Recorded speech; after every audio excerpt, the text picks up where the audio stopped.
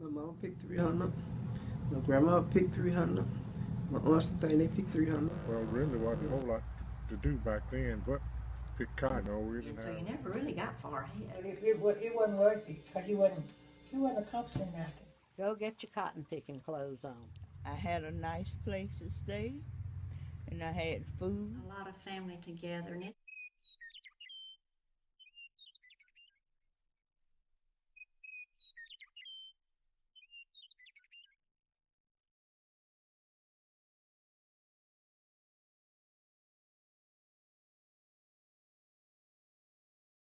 Well, we did it when I first remember it was my family, my dad and my mom and my brother in one house, and then my uncle and his wife down further, and my grandparents, my dad's parents up above. We called that the high house. He was the main, Papa was the main one, and we lived there for years and years and years.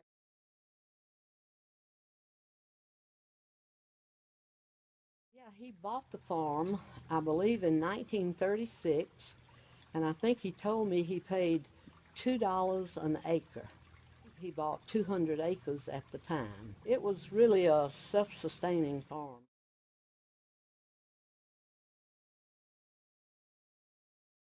We picked cotton in Reddish. We picked cotton in Boston, cotton in Appalachia. Then in Springfield, we picked cotton there and there. And down to Old Bear Grove, we picked cotton there and there.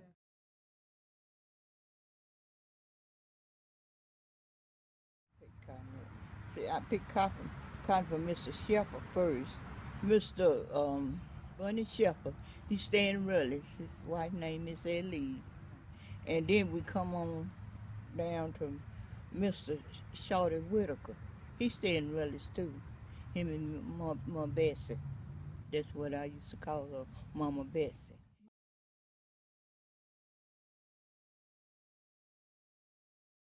He lived on their property. We worked their land. He could have been called a tenant farmer.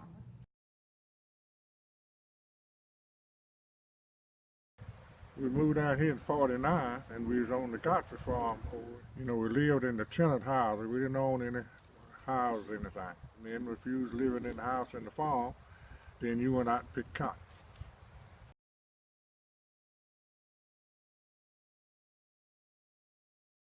Once we got used to it, it wasn't any problem because we was obedient to our parents and did what they told us, So they said, let's go to the field. We get up and get ready and go home.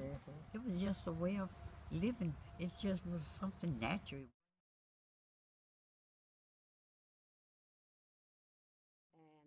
And I was assigned the job of watching my three younger siblings. I would pick a little bit nearby and then go check on the babies. They were on a pallet at the end of the row under some shade trees. They stayed in that area while the older ones, we picked cotton. I would just pick a short ways, and then it was my duty to go check on them, make sure ants weren't crawling on them or biting on them or whatever, or they weren't eating mud. But I do remember one day Bobby was asleep and a fly climbed into his nose, and I never saw it come out. But sometime they would catch chewing them when they was real small, just keep them out of the house and getting into things. And we'd go out in the field and they put you on the spread to put the cotton on. And we'd sit there and they'd have water and something for us to eat, I remember, though, at one point when I was the baby and Daddy made me a little made me a little house out of croaker sacks, and I would play around in that little house while he and Mom would stop and visit with me and play a little bit with me, and then they'd go on and pick more cotton. When I was 8 years old, but I had, done been to the cotton field before then. Mama used to take me to the cotton field and let me sit on the cotton pile. Some days I'd take me a nap on her cotton pile. She would fix my food, fix me, water and stuff. And if I didn't sit on her cotton pile, she'd put me up on the shade tree, and just why I be comfortable while she cotton, and then when you know they pick so far, she'll come in and get me and move me to another spot. And then as I got a little bit older, she made me a little sack so I could pick me some cotton. And I loved that. See, I thought I was doing something, because, see, I saw her with that, and I said, ooh, Mama, me and you got the same thing. And she just laughed.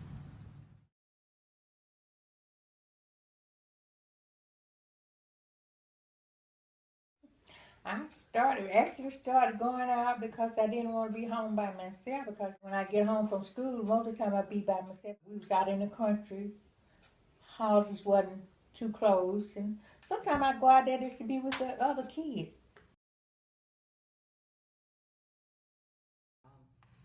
Probably 6 or 7 years old. My brothers and sisters were there too. And I was around 6, 7 years old. We was trying to make a decent living. Then it was my parents out there to go out and help make a living, you know. Then children had to work. So we'd go out there in the cotton field and help them pick cotton.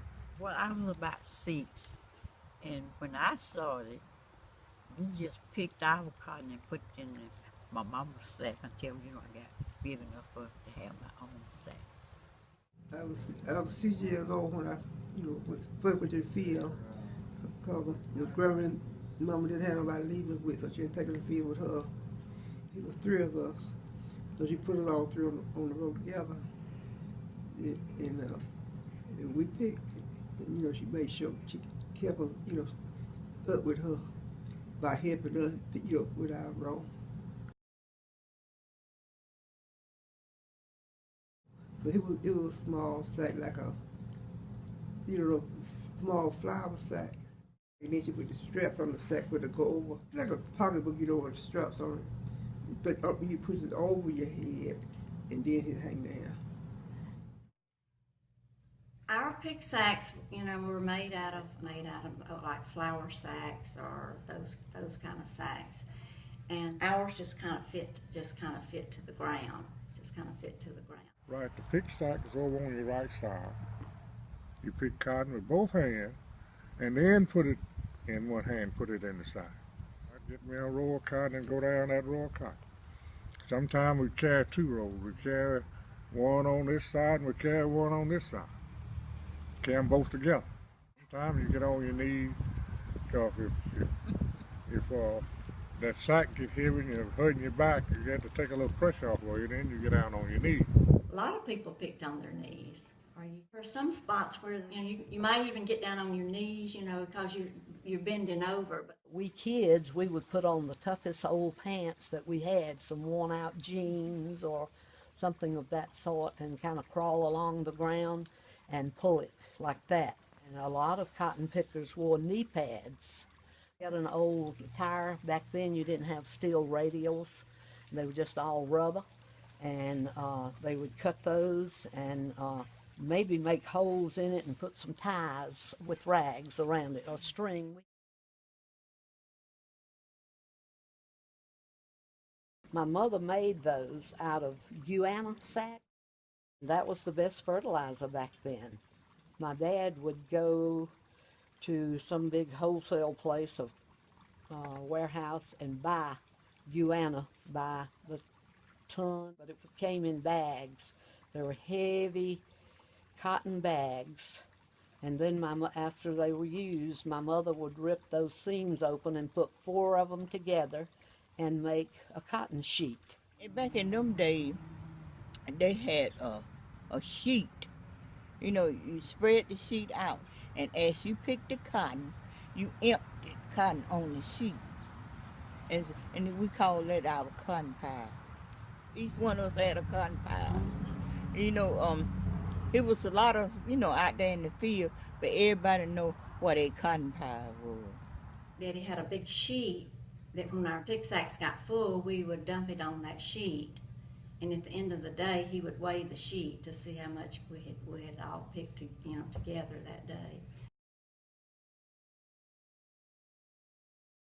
And we'd have a location out there where We had the sheets, and then when rain up time come, then everybody would gather around their own sheet to see how much cotton they had done picked up, when they weighed it up. Sometime it would be the family sheet, and sometime it'd be if you could pick enough cotton, like I could, they'd give you your own sheet, see. But now if you wasn't gonna pick about 40, 50 pounds, they wouldn't give you your own sheet. At the end of the day, or when we said that sheet's full enough, let's tie it up. All right, you'd get at least 2 people would get the corners of them. Do this, they tie this in, then they tie this, see the cotton over in there. They tie it like that. Then they stick that scale out through it, pull it up. See? I always liked the time when we weighed the cotton, and we had this big long stick, this big long thing about that big around, and then somebody would put it on one shoulder and somebody would put it on the other shoulder. We had steelyards. Steelyard, Steelyard, and it was a metal pole, and we have one somewhere on the farm, and it had this big weight on it, and it had 2 hooks, a hook that you'd hook to the lift pole. They had a long, heavy-duty pole that 2 men usually would lift it up, had 1 hook in the sheet of cotton and 1 on the pole. Then you'd lift it up, and my daddy was always the one to weigh it. He pushed that ball, the PEA, on the steelyard. You slid it out until it balanced, and you knew, and it might be 90 pounds or 220 pounds.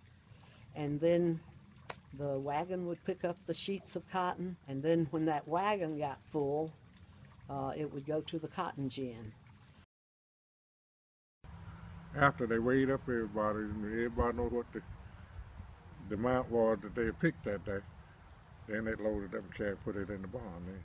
And I was fortunate enough to pick 300 or 400 pounds of cotton a day.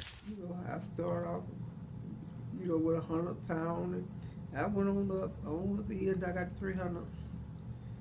And that's what I picked every day. My mom picked 300. My grandma picked 300. My aunts and thing, they picked 300. He'd pay like maybe $3 a hundred, or $3.50 a hundred, something like that.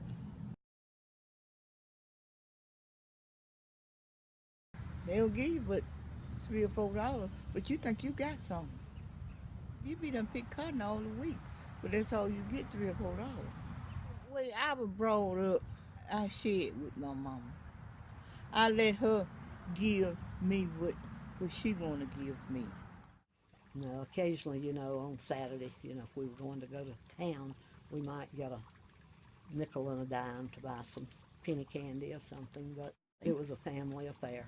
It really was. We all worked together. Well, we would see what my dad called the hands getting paid, and it was like we'd kind of kid, we need to be paid too. And he says, yeah, I'm going to pay you no attention until you get to the supper table. She let us draw our own pay. And then, when we get our own pay, then she said, if y'all want to give me some, it's all right. If you don't, it's all right. So we all gave her some money. So she told me I didn't have to give that much because my sister and brother didn't make that much. But still, I gave her, I gave her a good bit of mine because she was taking care of us. She was feeding us, clothing us. And so I gave her most of my money. Saturday, that's when most was paid off on Saturday. And the farm that we worked on, you out picking cotton. There was a man that looked over the women and children, and then they had one over the grown men. The only way that you know that you wasn't going to work after lunch, if you rang that bell once or twice, that means you could get your clothes off and go to the little town over there, Newman, where you buy your groceries and stuff. But now if you rung that bell several times, that means come on back to the field and get that cotton sack and go back to pick cotton.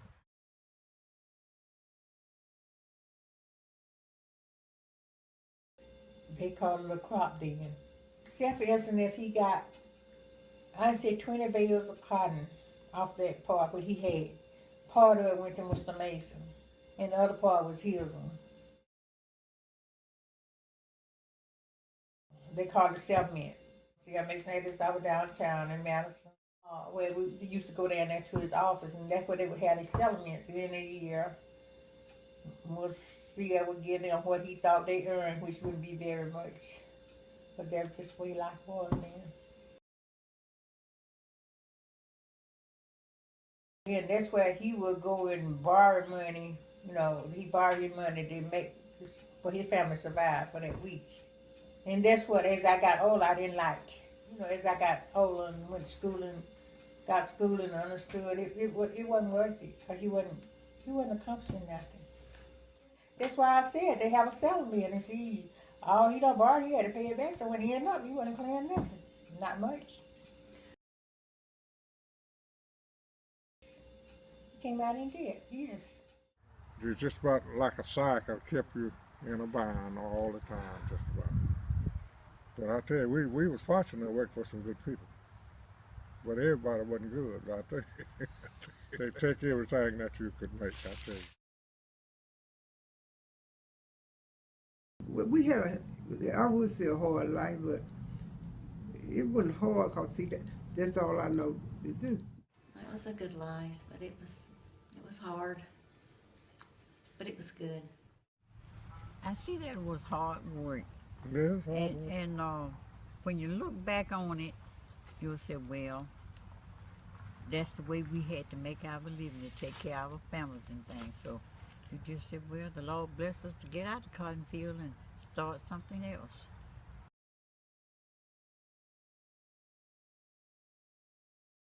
His dream was one day he was going to be driving one of those big old trucks down the road, and he was not going to be picking cotton. He was going to be driving that big old truck down the road. And I said, you know, one of these days I'm not going to be picking cotton. I'm going to be gone to Atlanta or somewhere else.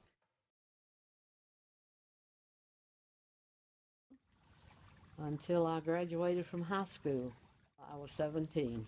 The next day I caught trailways to Atlanta to get me a job. Till I got about 17 years old. You know how little young girls back in there, they figured that they didn't have to pick no cotton. So I went and got me a little old house job. I was making $25 a week. when we got where we could buy a little spot of land or something like that and get your own dwelling place, that really was the key.